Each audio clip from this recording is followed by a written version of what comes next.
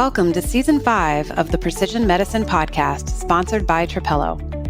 This is the podcast where experts come to discuss the problems oncologists, reference labs, and payers face as precision medicine grows and consider solutions for advancing the quality of patient-centered cancer care. Be sure to subscribe at precisionmedicinepodcast.com to get the latest episodes delivered straight to your inbox. Thank you for tuning in to another episode of the Precision Medicine Podcast. I'm Karan Cushman, your host and producer. And today we're continuing our focus in colorectal cancer with guest Trevor Maxwell, stage 4 survivor, patient advocate, and now founder of Man Up to Cancer. But before we get into today's episode, I want to encourage all of you listeners out there to tune into part 1, where Trevor helps us understand the facts behind the alarming rise of colorectal cancer in America, and in particular, the rise of early onset CRC among adults in their 20s, 30s, and 40s. In fact, 80% of adults younger than 60 are not being effectively screened for colorectal cancer. And as a patient diagnosed with stage 4, you have less than a 15% chance of survival. So we hope you'll tune in to learn more about the latest screening methodologies, treatments, and more. And we hope you'll share it with your friends and family as well. So in today's episode, we're going to take a look at a different angle of precision medicine and the concept of treating the whole person and not just the cancer itself in order to help a patient overcome the disease. This means finding the personalized help perhaps in other aspects of the treatment journey, whether it's transportation to and from treatment, or maybe as complex as mental health support. These are just a few examples of health disparities, but ones that have real impact on patient outcomes. So Trevor, you have shared a lot of your personal and now professional background in cancer with our listeners, but I'm hoping that you would take us deeper and further inside your own personal story back 6 years ago when you were first diagnosed. Can you share what that initial phone call was like, what those first days, those first few weeks were like, and how you were feeling as a man that was diagnosed with stage 4 CRC? Yeah, I can definitely do that. And I have to say, I definitely get going on this. My professional background is journalism. So I was a journalist for a long time, many years before and then communications person. So obviously I have drank from the fire hose of information because when I got diagnosed, I couldn't even tell you really. I knew the colon. I thought the colon had something to do with the large intestine, but I didn't really know much beyond that. And now it's been my life, professional and personal for 6 years. So I get pretty passionate about it. So thanks for your patience with me. Thinking about 6 years ago, I was just turned 41 in that, the going from 2017 into 2018. And my only symptom, looking back, really the only symptom was just insane fatigue. I'm a very physical person. We live in Maine, so the stereotype is true. I like to split wood, and we heat our house often we have backup heat, but we use a wood stove and all that stuff. And I like to do physical things, and I was always an athlete. And I noticed that I just could not do what I did in the past, to the point where it was starting to be like, what is going on? But typical, guy reaction. I'm like, oh, I'm fine. It's just midlife. And, we had, so I have to introduce my wife and our daughters at this point, because they're really the stars of the show. My wife, Sarah, we've been together since we were 16, in high school. And our daughters Sage was 12 when I was diagnosed, and Elsie was 10. And just that winter, I just continued to be like, I'd get up in the morning, start my day, and then have to go back to bed.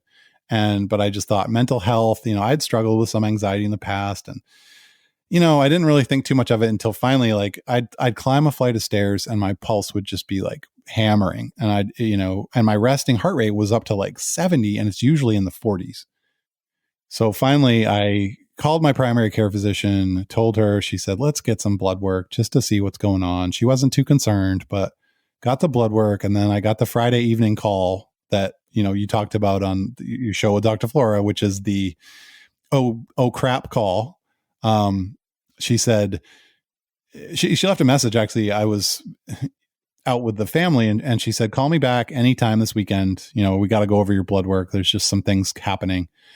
And, oh crap. Right. So I called, and she said, you don't need a transfusion, but you're basically have no iron in your system. You're iron deficient, anemic at this point. And she said, have you noticed any bleeding? Have you been losing blood anywhere? I said, no idea where this could come from. She said, well, usually for an otherwise healthy person, this is somewhere in the gastrointestinal tract. So got me hooked up for a colonoscopy very soon, like within a week. And I Googled, and colon cancer was like on the list. And I still was like, yeah, well, that's ridiculous. Like, I'm 41. And there was a family history. So I had a couple of grandparents that had colorectal cancer, but in their 60s or 70s. So, and my father had polyps removed in his 50s. So I'm thinking, I'm 41. I didn't have anything to worry about. And then went in for the colonoscopy. They let me recover from the drugs and said the doctor needed to see us. Another oh crap moment. And that's when he said, you have a relatively large mass. It is 9 to 10 centimeters in your ascending colon. So it was what was called an apple core tumor. So it was about the size of a softball, but it was hollow through the inside. So the waste was still going through my colon and out. And on the right side of the colon, oftentimes fatigue and anemia are the only presenting symptoms, because your waste is not solid at that point. So many people with right-sided CRC don't have blood in the stool. You don't see blood in the toilet. So that's another thing people should be aware of. And that was the day that everything changed for us. It was, he said, we're going to need to refer you to a surgical oncology. And, I said, you're saying I have cancer? And he said, until the biopsy comes back, I can't say for sure, but I'm 99% certain you have colon cancer. And it was shock. It was real physiological shock. My wife and I went back to our little Subaru and sat down and we weren't even crying at that point. It was just like mouths open shock. Like, what do we do? We got to talk to the kids at some point. I call it a life asteroid. Yes. That is a good analogy. Yeah. So one day I was 41-year-old, mid-career dad. And the next I was a cancer patient launched into this world where, it was utter shock. And so I would describe the first couple months as shock. And then that is when things really started to go downhill. Like when I realized, of course I'm going to research it. Like, I'm a journalist, I'm a researcher. So I dove in, and then I was like, oh, this is not good. Like, this right. is really not good, and that's when my mental health really started to plummet. And you went to a dark place. I did. I would describe the summer and fall of 2018 as the lowest, darkest place of my life. Yes. Anxiety and depression and, feeling like I was going to die and leave my family behind. And it was all the most horrible, wretched place to be. And looking back on it, it's hard not to still even be like shameful about it, because I felt at the time like somehow I blamed myself. Like I didn't know enough at that point to realize that there was nothing that I had done to cause this. Right. And I think that's where some people's heads go to, is like, what did I do? Because you always hear, especially with colorectal cancer, like, well, what's your diet like? And, what's your habits? Like, there's always this, like, put it on the patient. But at the time, I'm like, wow, I somehow have done something wrong, and I have this. And now not only that, but I'm failing to respond to it properly. Because if you look at all the pop culture images and stories, like the magazines, the books, the TV, whenever you see like a man diagnosed with cancer, you see like he's working full time through chemo and he's running in fundraisers, and like everything is like, I'm going to beat this. I'm going to fight this and beat this. And I was crying hours at a time on my bed, in my couch, like broken. I was almost in the hospital for my mental health, not even cancer. Wow. So you're making it to your appointments. You're in the mechanics of being a cancer patient, so to speak. But what got you off the ground and out of bed and off the couch and actually in the mindset of living with cancer? Yeah. So I was really caught in that pit of despair. And toward the end of 2018, I had colon surgery, my first liver surgery, because I had, at that point it was just metastatic to the liver, limited. And then I was facing another colon surgery and a curative. We were trying for a cure with liver surgery, and also chemo in between. And I was broken, and my wife had this. We had this moment where my wife was at her wit's end because I was absent.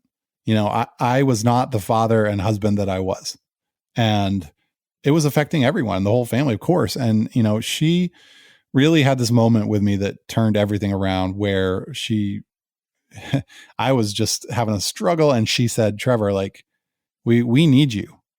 We need you. I know that this prognosis and diagnosis are crushing and devastating, and I feel that too, but we need you here with us. Like, somehow you've got to try to get better." And she didn't mean the cancer, right? She meant my mental health. And I just kind of was like, I call that my Shawshank moment, because there's that moment in the Shawshank Redemption where he says, "Get busy living or get busy dying."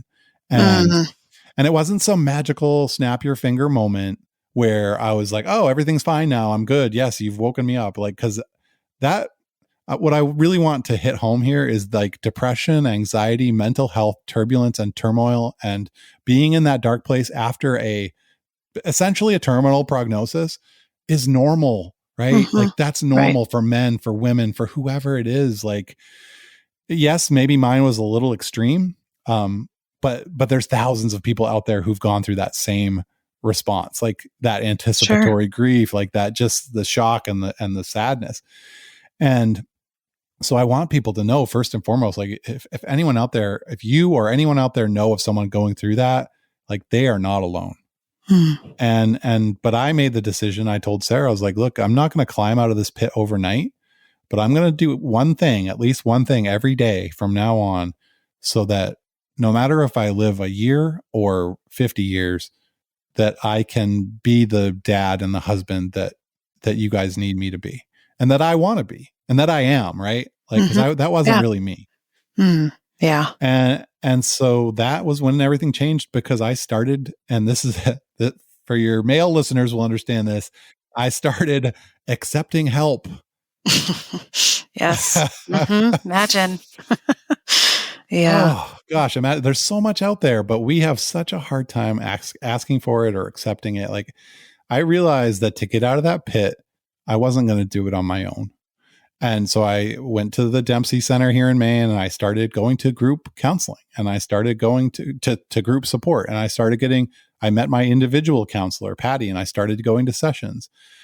And I reached out and met people through Colontown, through Fight CRC, through other groups, and inch by inch, with the help of others, right? It was the love of others and the help of others that got me out of that pit. And it wasn't overnight, like I said, but gradually my mental health improved. And my battle, whatever you want to call it, I use some fight terminology because I've been carved up more than a Thanksgiving turkey. But my fight with cancer was nowhere close to done, and it still continues 6 years in. But my mental health was getting me back to a place where I could function as the person that it was like getting Trevor back. And that was all because I got the love that I needed, first of all, from my family. And then second of all, from the resources that are out there. So this is where the genesis for Man Up to Cancer came, is that in all of those resource spaces, there's so many amazing resource spaces out there, and platforms and organizations like the Dempsey Center that offer all of this stuff is free, by the way. Right. Yeah. But everywhere I went, it was at least 75% women accessing those resources. And so I had a question for myself. Am I just this outlier, and all these other guys are fine and totally handling cancer on their own, and they don't need help with the emotional burden, because the emotional burden was what I was grappling with. And they're good, and I'm just the outlier, and that's why hardly any men are engaging in these resources. Or there's thousands of guys out there feeling the same feelings that I have, but for many reasons they don't feel comfortable being vulnerable, or they don't feel comfortable accessing those supports, most of which were co-ed, right? And that's, of course, what I found out was that men absolutely struggle with the emotional burden, with the mental health pieces of cancer. They just don't engage in the resources nearly as much because of what we're taught as men, and because of the way that, you're taught to, man up, right? Get back up on the horse, dust yourself off. You can handle this, right? You can handle any challenge on your own. And that's crazy advice, first of all, for anything. But for something like cancer, that's pretty much a death sentence. The Precision Medicine Podcast will return right after this. With the explosion of new data and biomarkers in cancer today, how can healthcare professionals keep pace to know which genes will best inform treatment decisions? Trapelo knows. Trapelo is the first single technology platform used by oncologists, labs, and payers to resolve the complexities of precision medicine in real time. Trapelo knows which patients to test and when. It knows which tests are most appropriate, which labs are preferred, and which treatments are most likely to be reimbursed. Visit trapelohealth.com to learn how you can give cancer patients the most appropriate, evidence-based treatment options when time matters most. Fast forward to 2020, I think, and you have an idea. I just realized that something needed to be done for those guys like me, who maybe don't want to participate in a co-ed environment. And maybe if we give them something, maybe if we build something for them where it's by men going through cancer, for men going through cancer, maybe they'll open up. And I had a really good feeling they would. And that leads us forward to 2020 when I started the Man Up to Cancer platform. I had a website, started a podcast soon after that, social media, and especially our Facebook group, The Howling Place, which is where we really got things rolling with bringing in. So Man Up to Cancer, in essence, is just a community. It's a support community for male patients, survivors, and males who are caregivers for someone going through cancer, to be that place where you go to connect with others who are walking that road. We don't talk about treatments options. Like, we refer people out for treatment questions. We are just social, emotional, friendship, support, venting, talking about it. Just like a real vulnerable place. And man, once I opened the Facebook, and like guys started, role models, like tough guys. Hey, like I deadlift 500 pounds, and guess what? I'm also going to see my counselor. And it just started snowballing. And now people are like, do guys really open up about their cancer and like really get that out there and share? And I'm like, once you get them a platform, like these guys don't stop. It's a beautiful thing to see. So it was really a grassroots effort. I mean, thanks to things like social media, you can just start something soft in a way and start it on Facebook, and whether it goes somewhere or not, but it did, right? Yeah. Tell me about the retreats now. I want to go a little bit past, because you've been doing this for a few years. And so, what does the future mission look like? And if you can share with listeners, what are some of the beyond podcasts and things? What are some of the things that Man Up to Cancer is doing? Quick shout out to Joe Bullock, my right-hand man from Durham, North Carolina, stage 3B colorectal cancer survivor of 5 years. He was really the second guy to come on board and help me do all this. So where we are right now, 4 years into this, we have 3 core programs. We do a in-person annual men's cancer retreat called the Gathering of Wolves. We started 2 years ago with 55 men. Last year we had 110, and this year we hope to have close to 200. Wow. Amazing. The second thing we do is a chemo care backpack program. We send about 20 to 30 backpacks this year to members of our community who are going through treatment or surgery. And that backpack has like practical items, comfort items, things that help you get through those treatments. And then the third pillar of what we do are local chapters. So we're coming up on close to 50 local chapters across North America. And some of these are smaller, like 3 to 5 guys, and other ones like Texas has 1 chapter right now. It's got 50 plus guys in it. So the whole point of local chapters is that guys can get together in person or on Zoom. So they get together on Zoom, or they have in-person events like go to a ball game or grab a dinner or go to a show, things where maybe you don't even talk about cancer that much, but you get together and you avoid that isolation.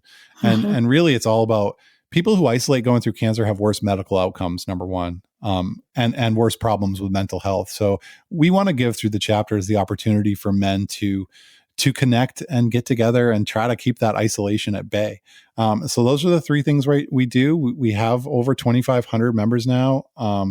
And it really is all grassroots. It's all grassroots and I think it speaks to the success of our organization. And we did organize as a 501c3 this past year. Sure. So we are a nonprofit organization now, but I think our success really speaks to the void that's out there, specifically saying, hey, men going through cancer, we know that you're having a hard time too. I think many of the cancer resource spaces are co-ed or are women to women. And my message is there's place for women to women communities. There's place for co-ed communities, and there's place for the guys to get together in the best sense of that, right? Like that goes back to the dawn of time where men are supporting other men in a genuine, in a loving way. That's a really cool thing to see. That's awesome. Well, I'm so proud of you and happy for you and for the folks that are obviously in, whether it's dire need or even just more of the social need for those people that tend to be more positive going through bad times of life. That's what those organizations are about, are bringing those two of mindsets together. Right. So I love hearing about the local chapters. That's just really amazing, Trevor. Thank you. Yeah. Well, congratulations. And I'm going to get you out of here shortly. But I want to just on the heels of that. I'm the one talking at you the whole time. No, so. I know. I love it. At one point, I was like, he's interviewing himself. Oh, God. Oh, God. No, it's good. No, but I want to just right on the heels of talking about Man Up to Cancer, what are the ways that folks could connect with you on social media and then also just learn more about Man Up to Cancer? So whether it's LinkedIn, Facebook, Instagram, all the 500 ways, what are the best ways to get in touch with you? Oh gosh. Yeah, absolutely. I mean, first and foremost, the website is just manuptocancer.org. So that has access to everything we do. And then people are absolutely feel free to reach out to me individually, Trevor, Trevor at manuptocancer.org.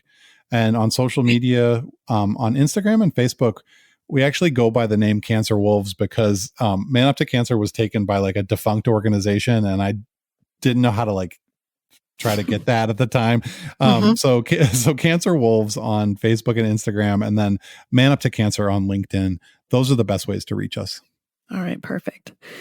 We both know the importance of exercise and we've been talking a lot about maintaining a healthy mindset. And as we said earlier, we both have the good fortune of living in what we call, or the state calls, vacation land, the great state of Maine, which obviously most people know or want to come to for its incredible scenery and outdoor recreation from mountains to sea.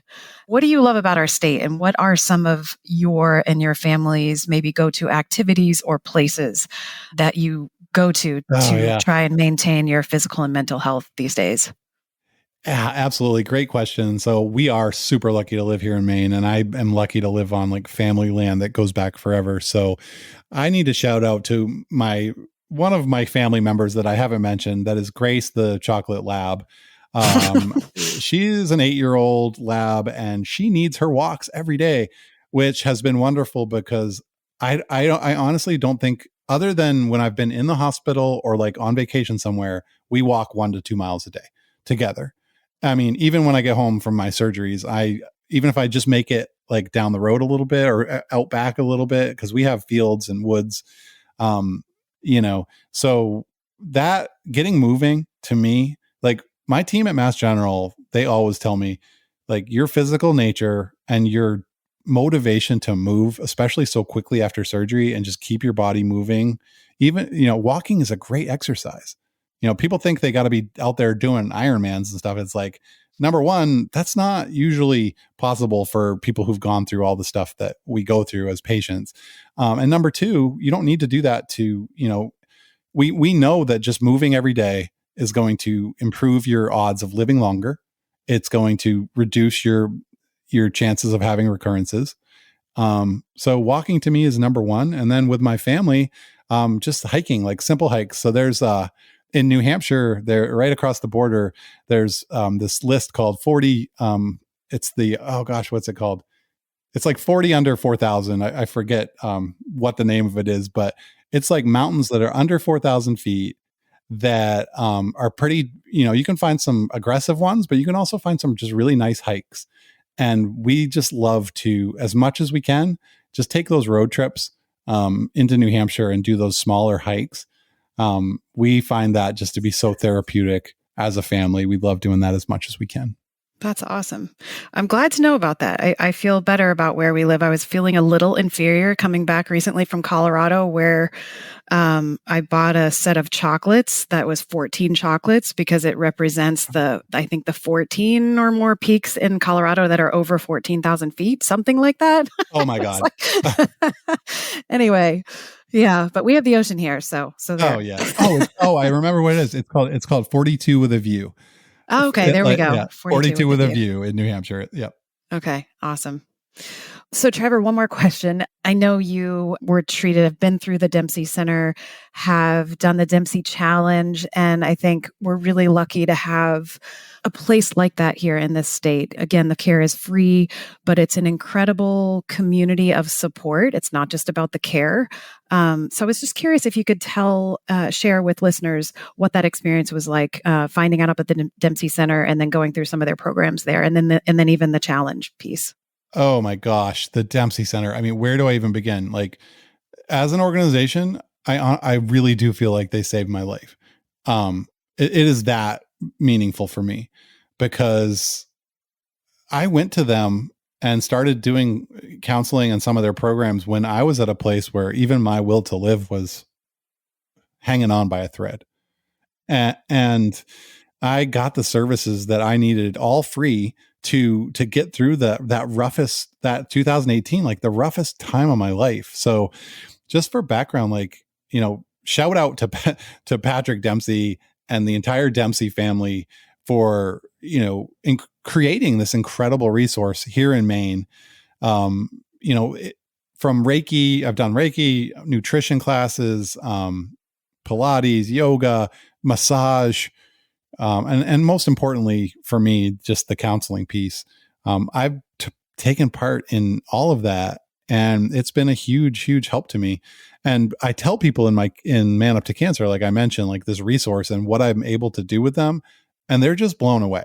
And they're like, we have nothing like that. Like, how can we get that? And I know the Dempsey Center is working on expanding their online model to reach more people, but we live in, right? We all know what Zoom is now. But yeah, I would just say overall, like, I have such gratitude to the Dempsey family, to Patrick for creating that, and to Kara and Chrissy and all the team at the Dempsey Center that provide those services on a day-to-day basis. Absolutely fantastic work. And the Dempsey Challenge is every year in September, and people you can ride bikes, or you can walk, or you can run various distances, and anything you can do, really. You can do that on site. So people come to Lewiston, Maine to do that event, and Patrick is almost always there riding in the ride. Or you can participate virtually, which is a great option for a lot of people. So I've had the good fortune to be there in person and virtually, and it's a tremendous experience because you just get thousands of people who are impacted by cancer in some way together, all pulling in the same direction and sharing and bonding and raising, they generally raise over $1 million through that event for the Dempsey Center programs, which is just amazing. Well, I mean, that is surely a example of holistic cancer care, if I've ever heard one. Well, and we need that, right? Right, we do. And then we were talking about earlier, our clinicians having such limited time, and like the centers having such limited time to focus on the physical disease. So when it comes to the eating, the nutrition, the fitness, the mental health, the counseling, all that stuff, we need these organizational partners that are out there to provide these things. And so I really do hope that more states are going to have more organizations that pick up this model, and also beyond that some of the cancer centers start doing this stuff too. And I think you're seeing that. You're seeing more cancer centers start to implement holistic wellness programs because they're seeing that, right? Like for me, definitely. Mental health was just as important as my physical health going Right. through this. And Yeah. for so many others, it's the same. Yeah. Yeah. And I think what they're doing there too, obviously with the Dempsey Challenge, I can't remember how many years it's been going, but when it's not a big, Ironman, it's a 5K or there are Yes. longer bike rides. But then this year, I think is the first duathlon where there's a 4.5 mile run and a 20-mile bike. So, that's something, but it's not an Ironman. Yeah. Or a marathon. And that's what it's all about, is like right. meeting folks where they are. Accessible. Right. Like, having Exactly. it be accessible to all folks. Yep. Awesome. Well, I'm trying to get my daughter to do it with me. And she said she'd do the walk, of course, because that's easy. And I said, well, why not well, what if the only way to meet Mr. McDreamy was to do the 5.5 mile run and the bike? And she said, that's okay. No, she passed. Oh, no. She did. And she's going into the medical field even. She's a huge Grey's Anatomy fan. So, but we'll see. Our oldest daughter, Sage, is a huge Grey's fan and has had the chance to meet Patrick a couple times. Really? And that's awesome. Is now sad. She's like content for life. Like she's reached her ultimate goal in life, is to meet McDreamy and to just say hi to him. So I love it. That's awesome. All downhill from here for Sage. Oh, right. I know. Well, I'm still going to dangle that carrot, so you should. Yeah. Yeah. And you might help me. I just been thinking maybe we need to have him as a guest on the podcast. Oh my gosh. Just he's the most generous, down to earth person. Like, just, they can't put his handlers, right? He needs to go on to like the next thing, but like he's so busy talking to cancer survivors and patients that they need to literally pull him away. And so a lot of these celebrities are so disconnected. He's the real deal. Mm-hmm. Well, awesome. Well, Trevor, thank you so much for being a guest today with me and all of our listeners on the Precision Medicine Podcast. We really appreciate it. We covered a lot of territory, and I hope that this gets more folks out there with the screening maybe they've either forgotten about or been hesitant to do. And thank you so much. I can't thank you enough. It was a real honor to talk to you. Thank you, Karan. Thanks for the work you do. Appreciate it. We'll talk soon. You've been listening to the Precision Medicine Podcast, sponsored by Trapelo. Trapelo is the first clinical decision support tool to align the interests of oncologists, labs, and payers to give patients the best chance at beating cancer. To learn more, visit gettrapelo.com. To subscribe to the podcast or download transcripts of any episode, visit precisionmedicinepodcast.com. We invite you to join the conversation on social media. You can find us on Twitter at PMP by Trapelo and on LinkedIn at the Trapelo Company page. If you know someone who would enjoy the Precision Medicine Podcast, please share it. They'll thank you, and so will we. We hope you'll tune in for the next episode.